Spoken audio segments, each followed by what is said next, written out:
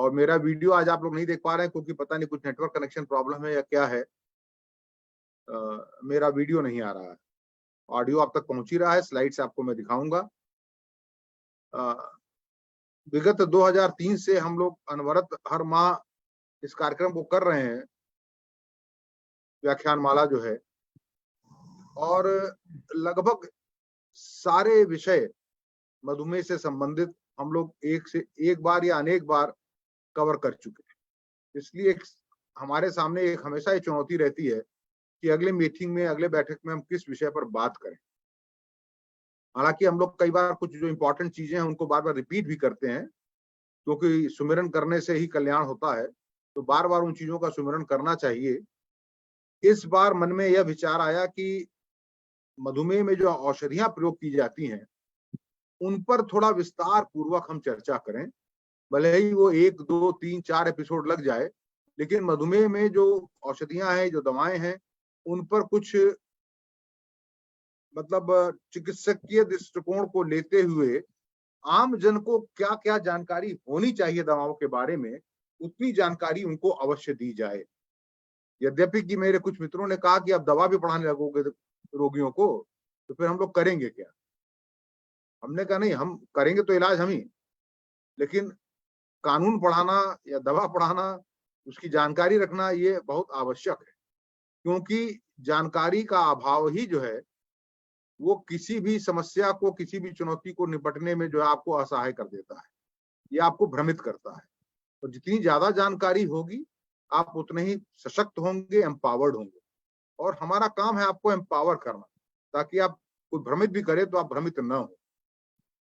तो इस संदर्भ में आज इस परिचर्चा में औषधि और मधुमेह के पहले भाग में मैं शुरुआत करूंगा नेचुरल जो हमारे पास औषधियां हैं, जिनको हम पारंपरिक औषधि कहते हैं, ट्रेडिशनल मेडिसिन कहते हैं, आयुर्वेदिक मेडिसिन कहते हैं, यूनानी कह लें, तिब्बी कह लें, जो भी कह लें, ये जो हमें हमारे मनीषियों ने, हमारे महर्षियों ने अपने अनुभवजन्य ज्ञान से हमें जो चीजें दी औषधि के रूप में, आज सर्वप्रथम हम उन्हीं की चर्चा करेंगे। तो अब मैं अपनी स्लाइड को शेयर कर रहा हूं, और क्या मेरा स्क्रीन दिख रहा है आप लोगों को? स्लाइड दिख रही है? दिख रही है, दिख रही है। हाँ, दिखाई दे रही। ठीक, तो अब मैं स्लाइड शो पे चला जाऊं। अब आपको फुल स्क्रीन पे दिख रहा होगा। तो मधुमेह का औषधीय उपचार भाग 1, और आज हम बात करेंगे मुख्य रूप से पारंपरिक, ट्रेडिशनल, आयुर्वेदिक, हर्बल, जिस नाम से भी आप इसको पुकार लें, हम उनके बारे में चर्चा करेंगे। क्योंकि कोई भी व्याधि हो, परंपरागत रूप से हमें एक ललक होती है कि हमारे पास जो परंपरागत ज्ञान है, और क्योंकि ये भी एक धारणा है, तो पूर्णतः सत्य नहीं है कि ये परंपरागत औषधियां निरापद होती हैं, ये कोई साइड इफेक्ट नहीं करती, इनसे कोई नुकसान नहीं होता, फायदा नहीं होगा तो नुकसान भी नहीं करेगी। और अंत में जो सबसे बड़ा इसके ऊपर एक टैग लगा होता है, इसका जो यूएसपी है, ये जड़ से समाप्त कर देता है। तो ये दो चीजें, जड़ से समाप्त कर देना, और चूंकि ये हर्बल है, ट्रेडिशनल है, इसलिए ये किसी प्रकार की हानि नहीं पहुंचाएगी। ये हर व्यक्ति को ऐसे चिकित्सा की ओर ले जाने के लिए प्रेरित करता है। कोई बुराई भी नहीं है, किसी भी पैथी को अपनाएं। अगर आपको आपका इष्ट लक्ष्य प्राप्त हो रहा है, जो आप चाहते हैं वो मिल रहा है, तो उससे अच्छा कुछ हो ही नहीं सकता। तो आइए हम चर्चा करते हैं आज इन हर्बल उपचार के बारे में, आयुर्वेद के मेडिसिन के बारे में। लेकिन उसके पहले हम एक प्रश्न पर विचार करते हैं, और ये प्रश्न हम बार बार आगे भी जो हम एपिसोड्स लेके आएंगे उसमें इसकी चर्चा करेंगे कि क्या सभी मधुमेही को एक ही उपचार की आवश्यकता होती है? क्या सारे मधुमेही एक जैसे ही होते हैं? क्या सबको हमें एक ही दवा देनी है, या एक ही दवा का कॉम्बिनेशन देना है? ये एक सबसे पहला प्रश्न है। तो इसको हम जब आगे देखेंगे तो इस प्रश्न को दिमाग में रख करके अपने, और उसके बाद हम उन दवाओं के ऊपर मंथन करेंगे। अब अगर आप देखें तो जो मधुमेही है वो सब एक प्रकार के नहीं होते। हर मधुमेही अपने आप में एक अलग होता है। सबका शरीर अलग है, सबके शरीर की आवश्यकता अलग है। अब कोई टाइप 1 मधुमेही है, जैसे ये बच्ची है, ये टाइप 1 मधुमेही है। यहाँ हम जानते हैं कि कोई भी ट्रेडिशनल औषधि काम नहीं करने वाली, 100% काम नहीं करने वाली। यहाँ सिर्फ और सिर्फ इंसुलिन ही काम करेगा। इसलिए इनकी चर्चा हम अपने इन औषधि वाले इन व्याख्यान माला में नहीं करेंगे, क्योंकि हम खाने वाली जो औषधियां जो टाइप 2 में हम देते हैं, हम उनकी चर्चा करेंगे। दूसरा ये टाइप 2 है। अब एक टाइप 2 है, आप देख रहे हैं कितनी इसकी तोंद निकली हुई है, कितना इसका वजन ज्यादा है। एक दूसरा टाइप 2 है जो उसके इतर आप देखेंगे कि उतना मोटा नहीं है, लेकिन वो भी टाइप 2 है। तीसरे टाइप 2 ये हैं जो कि 60 साल से ऊपर 70-75 साल के हैं। इनकी आयु ज्यादा है। एक की आयु कम है, एक की आयु ज्यादा है, एक को मोटापा ज्यादा है, एक को मोटापा नहीं है। एक महिला है, गर्भ है, प्रेग्नेंट है, तो क्या उसके लिए भी वही औषधि का प्रयोग करेंगे? एक डायबिटिक है जिसको लंबे समय से डायबिटीज रहने की वजह से उसके गुर्दे प्रभावित हो चुके हैं, उसके गुर्दे में प्रोटीन जाता है, उसका क्रेटिनिन बढ़ा हुआ है, उसका यूरिया बढ़ा हुआ है। कुछ मधुमेही जो डायलिसिस पे चल रहे हैं, तो क्या उनमें भी उन्हीं औषधि का प्रयोग करेंगे? क्या सबकी आवश्यकता एक है? ये चीज, किसी को मधुमेह के साथ साथ एक आघात हो चुका है, एक हार्ट अटैक हो चुका है, उसको स्टेंट पड़ा हुआ है, किसी का बाईपास हुआ है, कोई हार्ट फेल्योर से अस्पताल में भर्ती हो चुका है, तो क्या सारे मधुमेही एक ही डंडे से हाके जाएंगे? क्या सबको हम एक ही दवा देंगे? ये एक सबसे बड़ा प्रश्न है जो हम लोग जब भी किसी आधुनिक चिकित्सा पद्धति के से चिकित्सा करने वाले चिकित्सक जब किसी मधुमेही को सामने देखते हैं, तो इन सारे प्रश्नों को अपने दिमाग में रख करके और तब उस रोगी के लिए निर्णय लेते हैं कि इनको जो हमें दवाओं के ग्रुप्स उपलब्ध हैं, जो अलग अलग तरह की दवाएं उपलब्ध हैं, उनमें से किन दवाओं को दें, किन दवाओं को पहले दें, किन को बाद में दें, किन दवाओं का एक संगम बनाएं, उनका एक कॉम्बिनेशन बनाएं। इन सब चीजों पर विचार करके तब रोगी को हम दवा लिखते हैं। अब हम आयुर्वेद पे आते हैं, तो उसके पहले कि हम दवा पे आए, एक छोटा सा प्रश्न जो हम कई बार डिस्कस कर चुके हैं, फुल लेक्चर ले चुके हैं कि मधुमेह होता क्यों? मधुमेह होता क्यों है? टाइप 2, टाइप 1 की बात नहीं कर रहे। इसमें जो हमारे मनुष्यों का अपना ऑब्जर्वेशन था वो विलक्षण था, अभूतपूर्व था। बधाई के पात्र हैं वो कि उन्होंने इतने गहन रूप से अपने ऑब्जर्वेशन पावर का प्रयोग किया और कुछ हमें जानकारी दी कि मधुमेह क्यों होता है। तो एक तो मधुमेह क्यों होता है, आयुर्वेद में कहा गया है कि ये इसको ओजोमह भी कहते हैं, मधुमेह को ओजोमह, क्योंकि इसमें किसी माइक ऑन है, कृपया म्यूट कर लें, क्योंकि इसमें ओजस धातु का क्षरण होता है। ओजस धातु, इसका क्षय होता है, इसका नाश होता है, और इसी से डायबिटीज मेलाइटस हो जाता है या मधुमेह हो जाता है। और आयुर्वेद में कहा गया है कि यह प्रमेह की अंतिम अवस्था होती है। अब प्रमेह क्या होता है आगे मैं आपको बताता हूं 2 स्लाइड में। यह प्रमेह की अंतिम अवस्था होती है जिसमें शहद के समान मीठा हो जाता है मूत्र, और इसमें शरीर की महत्वपूर्ण धातु ओजस का ह्रास होने लगता है। अब ओजस क्या है, ओज क्या है? तो शरीर में 7 प्रकार की धातुएं होती हैं, तो इन सब तो धातुओं के सार को, इसके निचोड़ को ही ओज कहते हैं। शर्मा जी जुड़े हुए हमारे साथ पिपराइस से, आयुर्वेदाचार्य हैं, वो आगे जब अभी हम डिस्कशन पे आएंगे तो अपने और प्रकाश डालेंगे इन चीजों पे।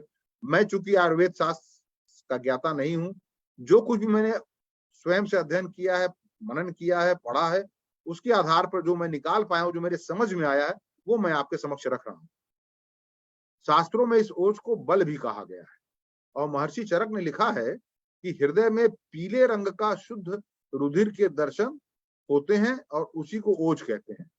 आधुनिक चिकित्सा विज्ञान में हृदय में पीले रंग के शुद्ध रुधिर का दर्शन, इस तरह का कोई कंसेप्ट है ही नहीं कि पीले रंग का भी रुधिर होता है। पीले रंग का रुधिर तब हो जाता है जब किसी को जॉन्डिस हो जाता है, लेकिन ये उनका अपना कहना है, और इसका नाश होने से शरीर का भी नाश हो जाता है। महर्षि सुश्रुत भी लिखते हैं कि ओज रूपी बल से मांस का संचय, स्थिरता होती है और इसी से सब चेष्टाओं में स्वच्छंदता, समस्त इंद्रियों के कार्य संपन्न होते हैं। शरीर के प्रत्येक अंग और अवयवों में ओज व्याप्त होता है।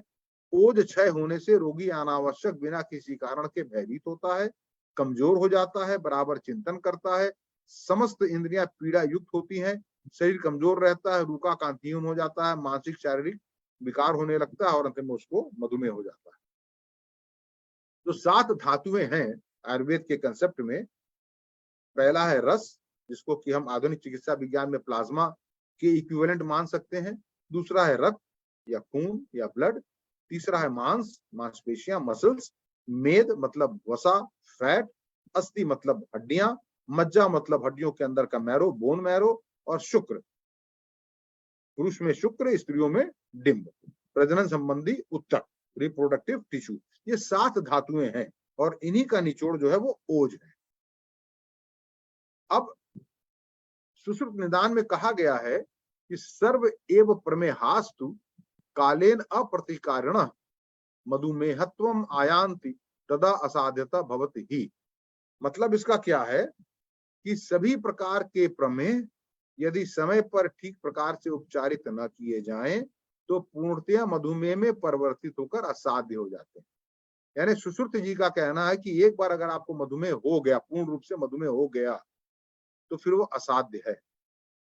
ये सुश्रुत जी का कहना है, ये मैं नहीं कह रहा, ये मेरा वक्तव्य नहीं है, ये महर्षि सुश्रुत जी का वक्तव्य है।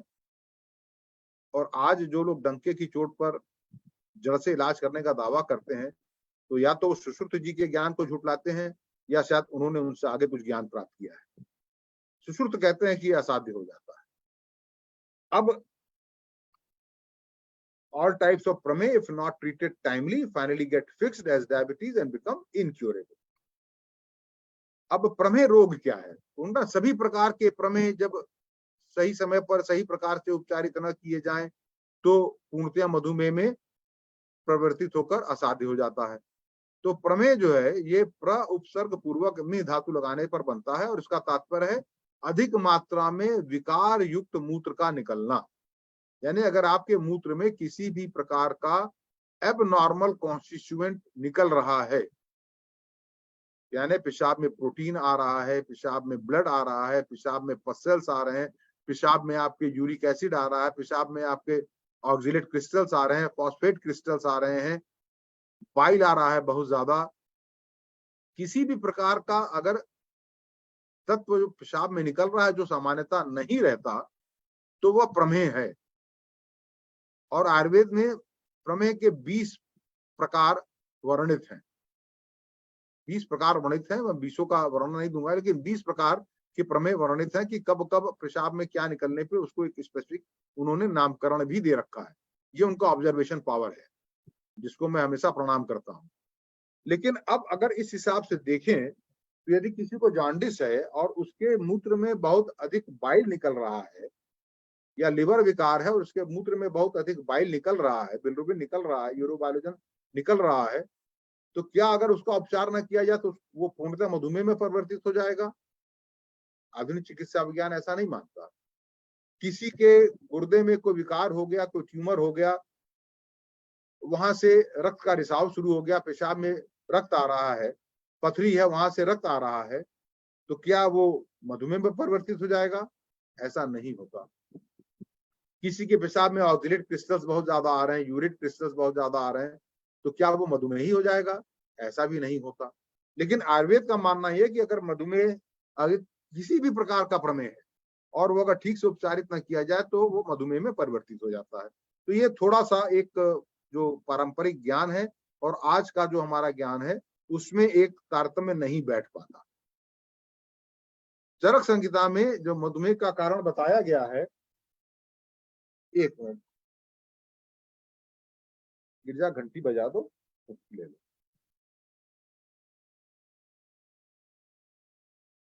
अच्छा, थोड़ा सा मैं आपसे माफी चाहूंगा।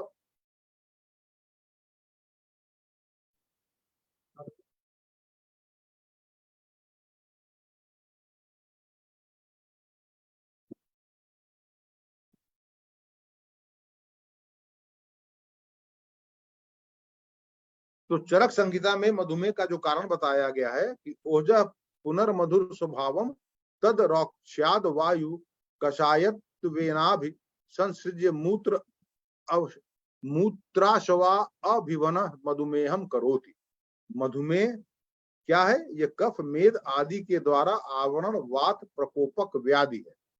अतः जो व्यक्ति मधुर रस, भारी और तले तथा अधिक चिकनाई वाले आहार, नए अन्न का सेवन करता है, उसको मधुमेह होने की संभावना रहती है। तो ये तो बात सही है, ये आज भी उतना ही सत्य है कि जो व्यक्ति मधुर रस, भारी, तला भुना, अधिक चिकनाई वाला, नए अन्न का सेवन ये करेगा, उसको मधुमेह होने के आसार ज्यादा होंगे और वो मधुमेही हो जाएगा आने वाले समय में, अगर वो चेतता नहीं है। दूसरा एक श्लोक और है कि आस्यात् सुखम स्वप्नम सुखम दधिनि ग्रामोदक अनुप्रसा पायांसी नव अन्नपानम गुण आ विक्रेतम च। मतलब जो आस्या मतलब जिह्वा का सुख लेता है, जो स्वप्न का सुख लेता है मतलब आलसी है, सोता है बहुत ज्यादा, मेहनत नहीं करता, जो दधिनी मतलब दूध दही दूध से बने पदार्थ अत्यधिक सेवन करता है, जो ग्रामोदक गांव के पास नदी तालाब में रहने वाले जीवों को खाता है, आनुप मतलब दलदली हिस्से में जैसे बत्तख आदि के मांस का अधिक सेवन करता है, जो नव अन्नपान करता है। तो नव अन्नपान में कार्बोहाइड्रेट बहुत ज्यादा होता है। तो जब भी कोई नया अनाज खाएगा, नया गेहूं, नया चावल, तो उसमें कार्बोहाइड्रेट ज्यादा होगा, तो उसको मधुमेह होने के आसार ज्यादा होंगे। और गुड़ और उसके विकृत रूप, चीनी, गुड़, किसी भी चीज में इसका प्रयोग किया गया हो, उसका सेवन अधिक करता है तो उसको मधुमेह होने का आसार ज्यादा हो जाएगा। तो अब यहां पर एक चीज ये है कि इन्हीं रास्तों से चल करके व्यक्ति मधुमेही होता है। तो यदि आपको ये मार्ग पता है कि इन रास्तों पे जो मैं चल रहा हूं तो मैं मधुमेही हो जाऊंगा, तो आप उल्टे पांव अगर उसी रास्ते से वापस जाने लगेंगे तो आप फिर से स्वस्थ हो जाएंगे। लेकिन आप रास्ते में कहां तक आगे बढ़ चुके हैं, मंजिल तक पहुंच चुके हैं कि नहीं, पूर्ण रूप से मधुमेही हो गए हैं कि नहीं, या उसके पहले ही आप चेत गए और उल्टे पांव लौट पड़े, तो रिवर्सल हो सकता है। लेकिन एक बार पूर्णतः मधुमेह हो गया तो रिवर्सल के चांसेस उतने ही कम होते चले जाते हैं। होता जरूर है लेकिन चांसेस बहुत कम होते चले जाते हैं। और आपको लाइफ स्टाइल मॉडिफिकेशन के साथ साथ दवाओं की भी आवश्यकता पड़ती है। ये उल्टे पांव जाने का मतलब ही है कि लाइफ स्टाइल मॉडिफिकेशन, कि आप आलस त्यागें, मेहनत करें, खान पान पे संयम रखें, नव अन्न न खाएं, चीनी गुड़ इत्यादि का प्रयोग कम से कम करें, ये सब लाइफ स्टाइल मॉडिफिकेशन है, उल्टे पांव जाना। तो अब पहले तो हम इस पे आते हैं कि हम औषधि की चर्चा करें कि औषधि कहते किसे, औषधि क्या है। देखिए, कोई भी रासायनिक पदार्थ जिसका सेवन करने से किसी जीव के शरीर या मन में परिवर्तन होता है, उसे औषधि कहते हैं। तो सामान्यतः औषधि को भोजन तथा पोषण प्रदान करने वाले अन्य पदार्थों से अलग माना जाता है।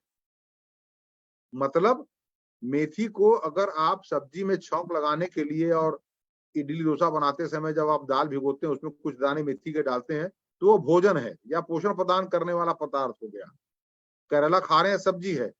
लेकिन जब आप उसको किसी रोग के चिकित्सा हेतु प्रयोग करने लगते हैं तो वही पदार्थ उस समय औषधि बन जाता है, फिर वो भोज्य पदार्थ नहीं रह जाता। अब आप रोज 2 चम्मच मेथी फाँकते हैं खाली पेट और आप मधुमेही हैं, तो आप मेथी सिर्फ एक मसाला है इस हिसाब से नहीं खा रहे, पोषण के लिए नहीं खा रहे, आप उसे अब औषधि के रूप में प्रयोग कर रहे हैं। तो अक्सर लोगों को यह भी भ्रम होता है कि मैं करेले का जूस पी रहा हूँ, मैं जामुन की गुठली, हर्रे बहेड़ा का चूर्ण बना के ले रहा हूँ, मैं मेथी रात को भिगो के सुबह उसको पी जाता हूँ, खा लेता हूँ, तो मैं कोई औषधि नहीं ले रहा हूँ। नहीं, आप औषधि ले रहे हैं, ये भी औषधि ही है। ये ध्यान रखें, यदि चिकित्सा के दृष्टिकोण से आपने कोई भी पदार्थ लिया है तो वह औषधि हो जाएगा। 19वीं सदी के मध्य तक, मैंने 1850 तक औषधि जो है, औषधि चिकित्सा विज्ञान का दृष्टिकोण पूरी तरह अनुभवजन्य था।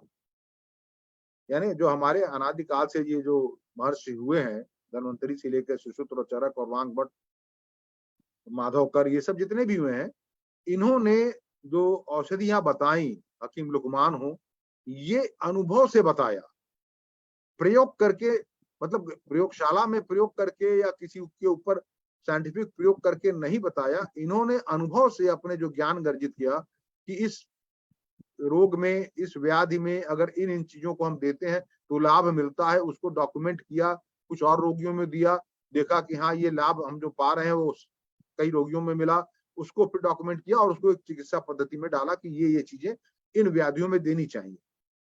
तो ये पूर्णतः अनुभवजन्य था। अब देखिए, हमने अब तक जो मधुमेह होने के कारण पर प्रकाश डाला है, इसमें कहीं पेनक्रियास की चर्चा नहीं है, इसमें कहीं इंसुलिन की चर्चा नहीं है, इसमें कहीं इंसुलिन रिसेप्टर की चर्चा नहीं है, इन किसी बातों की चर्चा है ही नहीं। आयुर्वेद के काल में इंसुलिन नामक तत्व पेनक्रियास में बनता है, इसका ज्ञान ही नहीं था। एक ज्ञान था कि मधुमेह में मूत्र में विकार आता है, और उन्होंने ये प्रतिपादित किया कि किसी भी प्रकार का प्रमेह है, अगर समय पर उपचारित नहीं किया जाए तो ये मधुमेह में परिवर्तित हो जाएगा। ये उनका कुछ सार निचोड़ था मधुमेह के कारण का। और विकार क्यों होगा? आपके दूषित जीवन शैली से होगा, उसका श्लोक दे दिया उन्होंने। लेकिन pancreas, alpha cell, beta cell, insulin, glucagon, इसकी कोई चर्चा उन्होंने नहीं की, क्योंकि ये सब कुछ ज्ञान अनुभवजन्य था। ये सोच तब बदल गई जब दवा की क्रिया के तंत्र का शारीरिक दृष्टि से विश्लेषण किया जाने लगा, यानी जब प्रायोगिक विज्ञान आया और चीजों का प्रायोगिक तौर पर परीक्षण करना शुरू किया जाने लगा, विश्लेषण किया जाने लगा, और प्राकृतिक रूप से पाई जाने वाली दवाओं का रासायनिक परीक्षण शुरू हुआ कि करेला में ऐसा वो कौन सा तत्व है जो शुगर कम करता है। उस तत्व की पहचान की जाने लगी, उसका स्टैंडर्डाइजेशन किया जाने लगा, तो वही आधुनिक चिकित्सा विज्ञान हो गया, जिसको लोगों ने कह दिया कि एलोपैथ है। ये उल्टा इलाज होने लगा। जब तक आप करेले का रस पी रहे थे तब तक वो सीधा इलाज था, और अगर आपको करेले का एक्टिव इंग्रेडिएंट निकाल करके और उसको एक मानक के रूप में तय करके उसके मिलीग्राम में डोजिंग बना दी गई, तो वो उल्टे इलाज में सम्मिलित हो गया कि अब ये उल्टा इलाज हो, अंग्रेजी दवा हो गई। वो तत्कालीन अंग्रेजी दवा में परिवर्तित हो गई, और उससे लोगों ने दूरी बना ली कि नहीं साहब, ये नुकसान करेगा, ये तो हानिकारक है, ये रसायन है, और ये उल्टा इलाज है। परिवर्तन यहाँ पे आया। अब हम देखते हैं कि आयुर्वेद में हमारे पास क्या क्या औषधियां हैं। ये सब नेचुरल चीजें हैं, जिनको आप हर्ब कह लें, प्लांट कह लें, फल कह लें, जो कि मसाला कह लें, इनकी 500 से ऊपर पूरे वर्ल्ड वाइड, क्योंकि ये अनुभवजन्य चिकित्सा चीन में भी होती रही, भारत में भी होती रही, यूरोपियन कंट्रीज में भी होती रही, मिस्र में भी हुई, अरब कंट्रीज में भी हुई। सब जगह अपने अपने हिसाब से जहां जहां जो भी पौधे या मसाले जो उपलब्ध थे, उसके आधार पे वहां के ज्ञानी लोगों ने एक लिस्ट दी कि ये चीजें शुगर कम करने में सहायक होती है। 500, लगभग 500 ऐसे हर्ब्स की लिस्ट है, जिसमें से कुछ मोटे मोटे का मैं यहाँ चर्चा करूंगा, जैसे आंवला चूर्ण है, दालचीनी है, मेथी है, सहजन है, हर्रे बहड़ा का चूर्ण है, जामुन के बीज का चूर्ण है। ये कुछ जो आम है। अब मैं कुछ प्रोडक्ट जो मार्केट में उपलब्ध हैं, मैं उनके चित्र आपको दिखाता हूं। ये है BGR 34, बड़ा बड़ा ठप्पा लगा है CSIR का, और चूंकि CSIR एक सरकारी संस्था है, तो उसके द्वारा चूंकि ये प्रमाणित किया गया और टीवी पे इसको खूब विज्ञापित भी किया गया। हमारे उच्चतर स्तर के जो राजनीतिक नेता हैं, उन्होंने भी इसको टीवी पे आके एंडोर्स किया। अब इसमें इंग्रेडिएंट देखिए, the raw material for BGR 34 are derived from 6 plants. इसमें 6 प्लांट्स को इंक्लूड किया गया है। दारू हरिद्र है, गिलोय है, विजय सार है, गुणमार है, मंजिष्ठा है, और फेनुग्रीक यानी कि मेथी है। डोजिंग है इसकी 2 गोली दिन में 3 बार। साथ में नीचे से कैप्शन में लिखा रहता है कि जो भी दवाएं आप खा रहे हैं उसके साथ इसका प्रयोग शुरू करें, और जैसे जैसे शुगर आपका घटने लगे तो आप तथा कथित अंग्रेजी दवाओं का मात्रा कम करते चले जाएं। ठीक है। ये सिर्फ 6 इंग्रेडिएंट्स का प्रयोग कर रहे हैं। अब मैं जो स्टैंडर्डाइजेशन है उसके ऊपर मैं आ रहा हूं कि कोई भी स्टैंडर्डाइजेशन नहीं है। ये मधुशून्य है, दूसरा प्रोडक्ट जो मार्केट में बहुत बिकता है मेघदूत का। अब इसमें आप देखें तो 8 इंग्रेडिएंट है। इसमें उन्होंने शिलाजीत भी जोड़ दिया, तुलसी भी जोड़ दिया, अश्वगंधा भी जोड़ दिया। बाकी के अलावा इन्होंने तुलसी, शिलाजीत, अश्वगंधा जोड़ दिया, हर्रे बहेड़ा हटा दिया। इन्होंने अपने हिसाब से कॉम्बिनेशन बना दिया। ये चूर्ण के रूप में देते हैं। सबसे ज्यादा होशियार हमारे ये दिव्य मधुनाशिनी वटी बनाने वाले 28, इनके प्रोडक्ट में 28 इंग्रेडिएंट। मैं एक एक का नाम नहीं पढ़ पाऊंगा, 28 इंग्रेडिएंट है, सोच लीजिए आप। अब ये 28 इंग्रेडिएंट इन्होंने तय कैसे किया कि 500 में से इन्हीं 28 को हम निकालेंगे, इन्हीं 28 का एक हम कॉम्बिनेशन बनाएंगे और ये सबसे ज्यादा इफेक्टिव होगा। क्या कोई इसके ऊपर शोध हुआ? क्या उन्होंने इन 28 के अलावा कुछ और तत्वों को डाल करके भी शोध किया कि नहीं उनसे लाभ नहीं मिलता, इन्हीं 28 से लाभ मिलता है? इस तरह के कोई भी शोध परक, तथ्य परक लिटरेचर का पूर्णतया अभाव है। अब IME9 यह भी भारत सरकार की संस्था द्वारा प्रमाणित है और उनके द्वारा प्रचारित भी किया जाता है। और ये 800 ह्यूमन बींग्स के ऊपर इसका प्रयोग करके इस दवा को मार्केट में लाया गया, मात्र 800। आधुनिक चिकित्सा विज्ञान में हम 2000, 3000, 4000 लोगों पे परीक्षण करते हैं, स्टैंडर्डाइज करते हैं, उनका नॉर्म्स बनाते हैं कि किनके ऊपर परीक्षण किया गया और उनको ऑब्जर्व करते हैं। ये मात्र 800 लोगों को पर के कर दिया गया। अब इसमें जो है इनके 4 मेन इंग्रेडिएंट है, आम, करेला, गुड़मार और जामुन। इन्होंने सिर्फ 4 को ले लिया। कोई 4 लेके चल रहा है, कोई 6 लेके चल रहा है, कोई 18 लेके चल रहा है, कोई 28 लेके चल रहा है, कोई 8 लेके चल रहा है।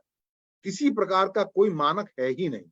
जिसके मन में जो आ रहा है वो उस हिसाब से पिक एंड चूज करता है। उन 500 चीजों में से एक कॉम्बिनेशन बनाता है, कॉकटेल, और मार्केट में डाल देता है और कहता है इसको खाओ। ये थोड़े से कुछ ईमानदार प्रकृति के लोग हैं जिन्होंने इंसुलक्स बनाया है, क्योंकि इन्होंने लिखा है कि मेंटेन्स प्री डायबिटिक। इन्होंने कम से कम इतनी ईमानदारी बरती कि डायबिटीज में ना प्रयोग करें आप। यदि आप प्री डायबिटिक हैं, अभी आपका शुगर डायबिटीज रेंज में नहीं गया लेकिन उसके पहले बढ़ना शुरू हो चुका है, तो वहां इसका प्रयोग करें तो आपको अच्छा लाभ मिलेगा और आपका शुगर वापस नीचे जाने लगेगा। ये इंसुलक्स बनाने वालों का, और इनके इंग्रेडिएंट देखिए एकदम ही अलग है। अब ये गुड़मार, जामुन, हर्रे, बहेड़ा, आंवला और करेला, डोडा पनीर, व्हीट ग्रास, मेथी, है ना, ये इन सब चीजों के प्रयोग से इनका एक अपना अलग कॉकटेल है। तो कुल मिलाकर के आपने ये देखा कि आयुर्वेदिक जो औषधियां हैं, जो हर्ब्स हैं, मैं ये नहीं कहता काम नहीं करती। अलग अलग करेले के ऊपर अलग शोध हुआ, उसका एक्टिव इंग्रेडिएंट निकाला गया है। विजय सार के ऊपर अलग शोध हुआ, उसका एक्टिव इंग्रेडिएंट निकाला है लोगों ने।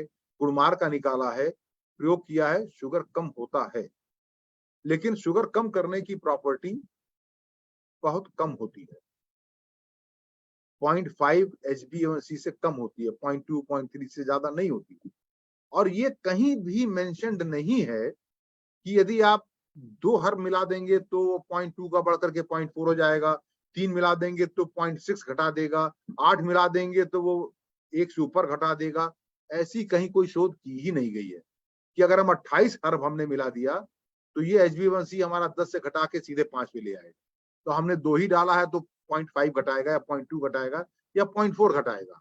इस प्रकार का कोई भी शोध नहीं है, न इस प्रकार का कहीं कोई दिशा निर्देश है कि पहले हम करेले का प्रयोग करें, उसके बाद हमारा काम न बने तो फिर हम उसमें जामुन जोड़ दें, काम न बने तो फिर उसमें हम गुड़मार जोड़ दें, या पहले गुड़मार का प्रयोग करें फिर उसके बाद उसमें मेथी जोड़ दें, कि पहले मेथी से शुरू करें फिर उसके बाद गुड़मार ले आए, करेला ले आए। इस तरह की कहीं भी कोई एनलिस्टिंग, कोई गाइडलाइन एकदम नहीं है। तीसरी चीज क्या है कि इसमें ये सारी दवाएं ओवर द काउंटर उपलब्ध है। इसके लिए आपको किसी वैद्य के पर्चे की जरूरत नहीं है, किसी भी प्रकार के पर्चे की आवश्यकता है ही नहीं। आप बस काउंटर पे जाएं किसी भी दवा की दुकान के, और आपको विज्ञापन आपने देख रखा है तो, और अगर किसी ने बताया है तो आप इनमें से कोई सा भी प्रोडक्ट उठा करके घर ले आए और खाना शुरू करें। कोई रोक टोक नहीं है। लेकिन फिर मैंने वही कहा कि क्या सारे मधुमेही एक समान है? क्या सबके दवाओं की आवश्यकता एक जैसी है? क्या सबको हम एक ही डंडे से हाँकेंगे? मोटा मधुमेही है, पतला मधुमेही है, गुर्दे रोग से पीड़ित मधुमेही है, हृदय रोग से पीड़ित मधुमेही है, क्या सबको हम IME 9 खिला देंगे, या सबको मधुशून्य खिला देंगे, या सबको हम इंसुलक्स खिला देंगे? कहीं कोई इस तरह का गाइडलाइन भी नहीं है, और ना कहीं कोई इस तरह की परिचर्चा है कि आप किस मधुमेही रोगी में किन किन हर्ब्स का संगम देंगे, युग्म देंगे, किन किन को नहीं देंगे। तो जो लिमिटेशन है आयुर्वेदिक औषधियों की, वो इस प्रकार है कि एक तो जांच का भाव। आयुर्वेद के काल में या उस काल में जो सनातन ये हमारे चिकित्सा पद्धतियां थी, किसी भी देश में, किसी भी भूखंड में शुगर जांचने का कोई उपाय ही नहीं था। मूत्र में शुगर आ रहा है, उसकी भी जांच, पता नहीं ये लोग शहद के समान मीठा कैसे कहते थे, चखा था क्या, मुझे नहीं पता। शायद उस पे चींटियां आती थी, मक्खियां आती थी, इसलिए ये हुआ कि ये मीठा हो गया। लेकिन ब्लड शुगर जांच करने का, यूरिन शुगर में कितनी मात्रा है, ये जांच करने का कोई भी उपाय नहीं था। तो आज भी अगर आयुर्वेदाचार्य ब्लड शुगर और यूरिन शुगर जांच करके इलाज करते हैं, तो कहीं ना कहीं आधुनिक चिकित्सा विज्ञान का सहारा लेते हैं। शुद्ध आयुर्वेद पे जाएंगे तो इन जांचों की कोई सुविधा ही नहीं है। मधुमेही घोषित करने के लिए किसी मानक का कहीं कोई चर्चा नहीं है कि इतना जब ब्लड शुगर ही नहीं नापते थे, तो ये कैसे बताएंगे कि आपका ब्लड शुगर खाली पेट अगर 126 से ऊपर जा रहा है तो आप मधुमेही हैं? बता ही नहीं सकते, क्योंकि नापने का ही उपाय नहीं था। तो कब मधुमेही घोषित करना है? मधुमेही तो तब घोषित होता था जब वो लक्षण उसके पूर्णतः प्रकट हो जाते थे कि उसको जो है पेशाब में चींटियां लग रही हैं, मधुमक्खियां आ रही हैं, मक्खियां आ रही हैं, तो मधुमेही हो गया, या शरीर गल रहा है और साथ में पेशाब में चींटियां लग रही हैं तो मधुमेही हो गया। तो एक दूसरा ये कि मधुमेही घोषित करने के किसी मानक का अभाव है। अब ये इंसुलक्स वाले कहते हैं कि प्री डायबिटीज में इस्तेमाल करें। आप प्री डायबिटीज कैसे किसी को पता करेंगे? शुगर जांच करेंगे ब्लड में, तभी पता करेंगे कि यदि उसका खाली पेट शुगर जो है वो 100 से 126 के बीच में है तो उसको प्री डायबिटीज है, तभी आप कह पाएंगे। लेकिन इस जांच का अभाव हमारे पारंपरिक ज्ञान में है। औषधि किस क्रम में दिया जाए, इसकी कहीं कोई चर्चा नहीं कि पहले हमें क्या देना है, जामुन देना है कि पहले हमें मेथी देना है, कि पहले हमें करेला देना है, और किस क्रम में दिया जाए, और किन किन औषधियों का युग्म बनाया जाए। कोई 5 का गठजोड़ बना रहा है, कोई 8 का, कोई 28 का, जिसकी जैसी मर्जी है, जैसी श्रद्धा है, वैसा वो गठजोड़ बना करके मार्केट में डाल दे रहा है। और चूंकि ये परंपरागत आयुर्वेदिक औषधियां हैं, इसलिए इनके एक्सपेरिमेंटेशन की, इनके जांच की, इनके की आवश्यकता ही नहीं है।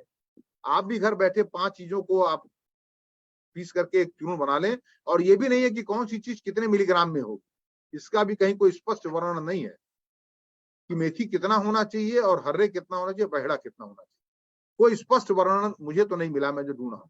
ये भी लोगों के अपने हिसाब से है। कोई कितना, एक जगह मैं पढ़ रहा था कि लिखा है मेथी आप 1 चम्मच ले लें, एक जगह लिखा है कि आप 20 ग्राम लें, एक जगह लिखा कि मेथी का चूर्ण 100 ग्राम देकर के प्रयोग किया गया। कहीं कोई एक रूपता नहीं है इसमें। ये सब इनकी लिमिटेशंस हैं, बाधाएं हैं परंपरागत चिकित्सा औषधियों की। अधिकतम कितने औषधि का युग्म बनाया जा सकता है?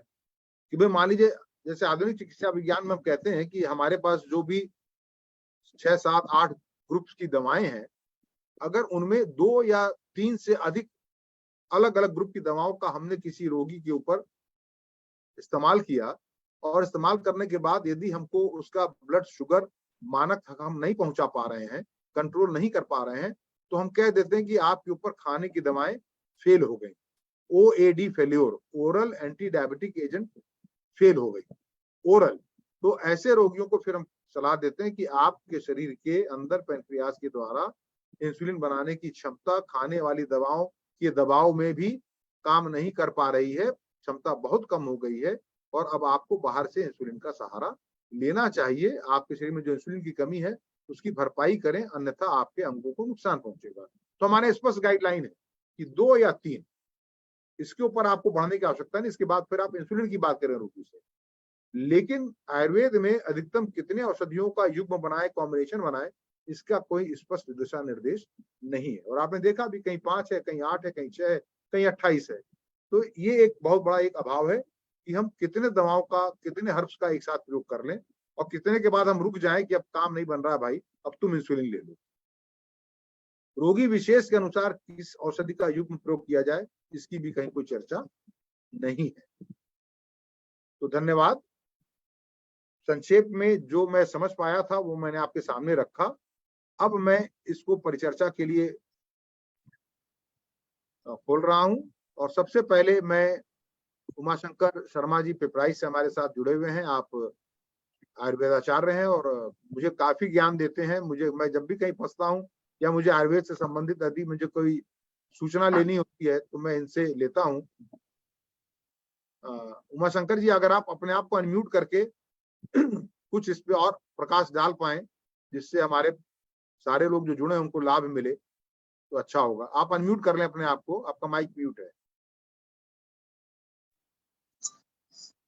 सभी लोगों को विशेषतः डॉक्टर साहब आपको प्रणाम। और आपने अभी जितनी चीजों का अपने वार्ता में समावेश किया है, लगभग कुछ चीजें बची नहीं। आयुर्वेद के संदर्भ में मुख्य चीज, इसका सिद्धांत जो है, यह आयुर्वेद है क्या? आयुर्हिता हितम व्याधि निदानम समनम यथा विद्यते यत विद्वर्धि स आयुर्वेद उच्यते। आयु के हित के लिए और उसके लिए क्या अहितकर है, इसका जहाँ संज्ञान हो, जिसके द्वारा जाना जाए, व्याधियों के निदान के बारे में जाना जाए, उसके समन के बारे में जाना जाए, इस सब का जहाँ वर्णन होता है उसको ही आयुर्वेद कहते हैं। सम दोष समाग्निश्च सम धातु मलक्रिय प्रसन्नात्मेन्द्रिय मन स्वस्थित्य विधीयते। दोष समावस्था में हो। आयुर्वेद जो है यह त्रिदोष सिद्धांत पर निर्भर है, वात पित्त कफ। यह दोष समावस्था में हो। धातु में, जैसे आपने सब धातुओं का नाम दिया था, रस मांस में दस्तिमता सुख। सम दोष समाग्निश्च, अग्नियां तीनों सम हो। सम दोष समाग्निश्च सम धातु मलक्रिय मलवाहिक यह सामान्य रूप से होती रहे। प्रसन्न आत्मेन्द्रिय मन, आत्मा प्रसन्न हो, मन प्रसन्न हो, इंद्रियां प्रसन्न हो, यह प्रसन्न सभी हो तो उसको स्वस्थ कहते हैं। हमारे वहां रोगों के बारे में जो कहा गया है कि रोग जो भी होते हैं हमारे अनियमित आहार विहार की वजह से होते हैं, जिसका वर्णन आपने किया ही, आस्या सुख वगैरह और नौम अन्न वगैरह के बारे में कहा है आपने। तो बड़ी अच्छी चीजें हैं। कुछ आपने वार्तालाप में आपने किसी का छोड़ा नहीं है, किसी अंशों को मेरे समझ से। तो ऐसा कहीं वर्णन नहीं है कि दवाओं के बारे में, जैसे आपने कहा वात पित्त कफ, यह तीन शरीर की प्रकृति होती है। तीनों जब समावस्था में होते हैं तो आदमी स्वस्थ होता है। लेकिन यह भी शरीर की अवस्था होती है। जैसे बचपन में कफावस्था होती है, जवानी में आदमी की प्रवृत्ति पित्तज होती है, बुढ़ापे में आदमी की प्रवृत्ति वातज होती है। वात व्याधियां, जैसे किसी को न्यूराइटिस हो गई, लकवा मार गया, बीपी को जैसे रह गया, यह वृद्धावस्था की डिजीज होती हैं। जवानी में देखते हैं स्वभावतः क्रोधात पित्तम, क्रोध खूब हुई होता है, पित्त की अधिकता होती है, उसमें क्रोध भी होता है ज्यादा। आदमी जवानी में कहता है चीर के फेंक दूंगा, ये करूंगा वो करूंगा। ये अवस्था जन्य होते हैं। यह हमारे जो अवस्थाएं होती हैं, यह शरीर की जो वय है, इसमें भी बचपन में हमारी जो है कफज प्रवृत्ति होती है, ब्रांकोनिमोनिया वगैरह जनरली हो जाती है। बहरहाल यह सब तो चीजें हो गई हैं। आहार विहार, और जैसा कि आपने अभी बताया कि पूर्व में हमारे यहाँ डायबिटीज को जांचने के लिए कोई बहुत से मेथड नहीं थे। हमारे वहाँ पहले नाड़ी ज्ञान होता था, और नाड़ी ज्ञान उसी तरह बृहद था जिसको हम व्याख्या नहीं केवल अनुभव के आधार पर कर सकते हैं। जैसे छोटा सा एग्जाम्पल मैं दे रहा हूँ, हम रसों में खड रस कहते हैं, मधुर अम्ल लवण कटु तिक्त कषाय। हम आम खाते हैं, आम मीठा है, गुड़ खाते हैं मीठा है, रसगुल्ला खाते हैं मीठा है, पपीता खाते हैं मीठा है, सेव खाते हैं मीठा है, हम चीनी का शरबत पी लेते हैं मीठा है। आम में भी वैरायटी खाते हैं हम, अलग अलग, कपूरी का आम का अलग स्वाद है, गौरजीत का अलग स्वाद है सब मीठे ही। लेकिन उस मीठे को हम परिभाषित नहीं, केवल एक शब्द कह सकते हैं मीठा है, उसको परिभाषित नहीं कर पाते हैं, उसको केवल हम अनुभव कर लेते हैं। तो पहले हमारे वहां जो मनीषी थे, जो वैद्य वगैरह थे, उनको नाड़ी ज्ञान चरम पर था, और नाड़ी के द्वारा जो हमारे त्रिदोष होते थे, वात पित्त कफ, इनका वे लोग अनुभव से और बृहद रूप से उसका विश्लेषण करने में सक्षम थे। संयोग या दुर्योग से कह लीजिए, यह प्रथा हम लोगों के सामने समाप्त होती चली गई। उस तो बाह्य आक्रांता वगैरह की वजह से, और बाद में जो हमारी शिक्षा पद्धति वगैरह थी, इसकी वजह से। तो बहुत सी चीजें होती हैं। जहां तक आपने जैसा बताया भी है, औषधियों की परिकल्पना यह व्यक्ति विशेष के दोष प्रकृति के अनुसार होती है। कोई एक विशेष औषधि दे दें और वह सबके लिए ठीक हो, ऐसा नहीं है। हमारे वहां वैसे भी कहा गया है, प्रमेय साध्य और असाध्य और याप्य यह चीज नहीं होती है, यह याप्य बीमारी होती है। इसको हम अपने आहार विहार से, इतने आहार विहार से हम इसका नियंत्रण में रखें, यही हमारा लक्ष्य होता है, और यही करते भी हैं। हमारे वहां कहा भी गया है कि जो असाध्य होते हैं, प्रमेय में भी जो चिकित्सा सूत्र का कहा गया है, तत्र साध्यान प्रमेयान संशोधन उपशमनेर, जो साध्य जो हमारे साध्य प्रमेय हैं, जो डायबिटिक हैं, जो क्यूरेबल हैं, उनके चिकित्सा के लिए हम क्या उपक्रम करेंगे, ऐसा वर्णन है। तो सब साध्य और असाध्य का वर्णन है, तो इसमें तो कोई कह ही नहीं सकता है चिकित्सक आयुर्वेदज्ञ कि हम उसको जड़ से खत्म कर देंगे, ऐसा कहीं वर्णन नहीं है। लोग कह लेते हैं इसके बारे में, कहा भी जाए, लेकिन यह जो कि याप्य बीमारी है, आदमी जो पीड़ित रहता है सोचता है जहां चले जाएं जो कह देगा उसको ले लें, इस तरह की भ्रांतियां काफी फैल गई हैं। एक द्रव्य के बारे में जैसे पहले वर्णन है हमारे वहां दिया था प्रमेह रोग के लिए, कि पहले लोग जंगलों में रहते थे, वही कंद मूल फल वगैरह का आहार विहार करते थे। तो उसमें यह कहा गया था कि यदि यथेष्ट आंवले का सेवन करे और निरंतर भ्रमण करे यायावर की जिंदगी, तो उसे प्रमेह रोग नहीं होता है, नष्ट हो जाता है। तो यह तो अनुभव से नहीं है, लेकिन यह माना जा सकता है। वैसे भी यह आंवला तो रसायन है, रसायन उसको कहते हैं यद जरा व्याधि विध्वंसी बेशरम तद रसायनम, जो जरा मतलब बुढ़ापा और व्याधि, इसका जो नाश कर देता है, ऐसे भेषज को, ऐसे द्रव्य को हम रसायन कहते हैं। तो रसायन द्रव्यों में ऐसा जब गायब हो जाएगा तो जवानी आती है, ऐसे द्रव्यों को हम रसायन कहते हैं। तो आंवला का भरपूर सेवन किया जाए, यह इसमें नाश करता है, यह एकल द्रव्य का वर्णन किया गया है। लेकिन इसके साथ आहार विहार का निश्चित रूप से हमें ध्यान करना पड़ता है, और यह व्यवस्था में ही होता है। बाकी तो मैं एक चीज यहाँ पर शर्मा जी आपको जरा सा रोकूंगा। ये जो आंवले के सेवन की आप बात कर रहे हैं, आंवला से बढ़िया एंटीऑक्सीडेंट फल नहीं है जी। लेकिन जब आंवले के सेवन की बात आती है, तो चूंकि आंवला कसैला होता है, तो बहुधा आंवले का सेवन मुरब्बे के रूप में और अब तो आंवले के कैंडी बिक रहे हैं, जी तो उसमें फिर वही चीनी का प्रयोग हो जाता है। और ज्यादातर लोग आंवले, अगर मधुमेही नहीं भी हैं तो आंवले के मुरब्बे का भरपूर सेवन करने लगते हैं। नहीं, वो नुकसान करेगा, वो तो नुकसान करेगा ही। ठीक, वही मैं कहना चाह रहा था कि आंवले का सेवन भी आप चटनी के रूप में करें, आप उसका अचार बना लें हल्दी वगैरह डाल करके, तो वो एक अलग चीज है। लेकिन जहां आपने मुरब्बा चालू किया तो मामला नहीं, गड़बड़ हो जाएगा। गड़बड़ हो जाएगा। दूसरा, और- आपने जो अभी श्वास की परिभाषा दी, सम धातु सम अग्निश्च, मुझे इससे बढ़िया स्वास्थ्य की परिभाषा आज तक मिली नहीं। आधुनिक चिकित्सा विज्ञान में स्वास्थ्य की परिभाषा है कि it is a state of complete physical, mental and social health. Mental, physical, social health को हम, फिटनेस को हम हेल्थ, वेल बीइंग को हम हेल्थ कहते हैं। और बाद में इसमें आगे चल करके WHO ने स्पिरिचुअल हेल्थ भी जोड़ा, mental, physical, social and spiritual.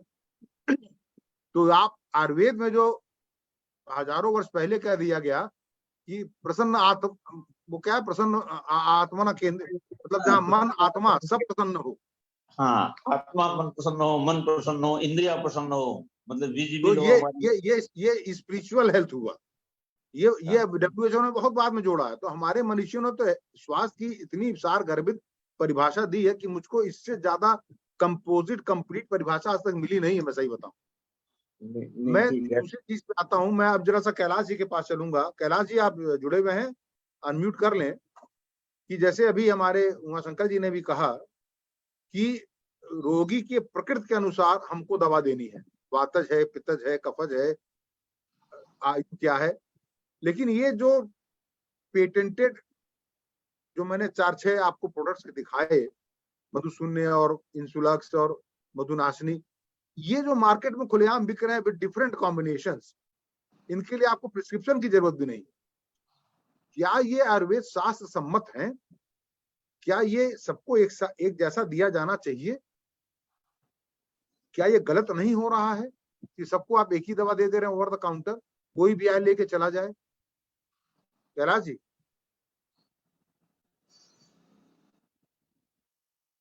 Kailash ji लगता है कि कहीं कोई और कुछ पे कुछ कमेंट करना चाहेगा, नहीं तो फिर शर्मा जी आप इस बात पे भी प्रकाश डालें कि ये कहां तक न्यायोचित है या शास्त्रोचित है कि आप अलग अलग कॉम्बिनेशन की दवाएं मार्केट में डाल दें और कोई भी व्यक्ति लेके खाता रहे। यह क्षमा करें, कोई बोलना चाह रहा है तो बोल लें। सर, मैं कैलाश। हाँ जी, कैलाश जी। सर, एक्चुअली ये सारे फॉर्मुलेशंस जो हैं केवल एक सेलिंग गिमिक है ये। और चूंकि लोग किन्हीं मिरेकल्स की तलाश में रहते हैं, तो बाजार ने एक पैठ बना ली है। इसका वस्तुतः आयुर्वेद से कोई लेना देना नहीं। जो आयुर्वेदिक सिद्धांत हैं उनसे इनका कोई लेना देना नहीं। ये मात्र एक बाजार की विकृति है, इससे अधिक ये कुछ भी नहीं। तो ये जो आयुष मंत्रालय है, आउटराइट रिजेक्ट किया जाना चाहिए। ये जो आयुष मंत्रालय बनाया गया है, इसका कार्य क्या है? इसको इस पर संज्ञान लेकर के इसको अपना वक्तव्य नहीं देना चाहिए? जी। और ये आयुष मंत्रालय का वही कार्य है जो हम आज बैठ के आयुर्वेद पर चर्चा कर रहे हैं। अनुमोदित हो जाता है, उनके टिप्पण लग जाते हैं इसके ऊपर। तो ये अनुमोदन जो होता है बहुत ही कंडीशनल होता है। ये अनुमोदन बहुत ही कंडीशनल होता है सर। और वस्तुतः इनको इस तरह से औषधियों के रूप में ना लेकर के सप्लीमेंट्स के रूप में ही लिया जाना चाहिए। और दूसरी बात कि आयुर्वेदिक औषधियों में केवल हर्बल चीजों का ही उपयोग नहीं है, बहुत सारी धातुओं का हम उपयोग करते हैं और उनका लाभ उठाते रहे हैं। धातु का करते हैं हम, एनिमल ओरिजिन से भी प्रोडक्ट लेते हैं। जी। तो और फिर दूसरी बात, ये तो कदापि संभव नहीं कि हर व्यक्ति के लिए एक ही औषध। भेषज कल्पना तो हमें जो करनी होती है वो व्यक्तिशः करनी पड़ती है। ऐसा संभव नहीं कि एक ही औषध सभी के लिए उपयोगी हो जाए। ये केवल सेलिंग गिमिक है। ये OTC काउंटर का एक स्प्रेड है जो कि मार्केट उसको एक्सप्लोर कर रहा है। अब और कोई व्यक्ति इस पे अपना कोई अगर टिप्पणी देना चाहे, किसी के मन में कोई जिज्ञासा हो और इन औषधियों को लेकर के, या अपना अनुभव बताना चाहे या वो कुछ पूछना चाहे तो पूछ सकता है, क्योंकि अब हमारा समय हो रहा है तो हम इसको वाइंड अप करेंगे।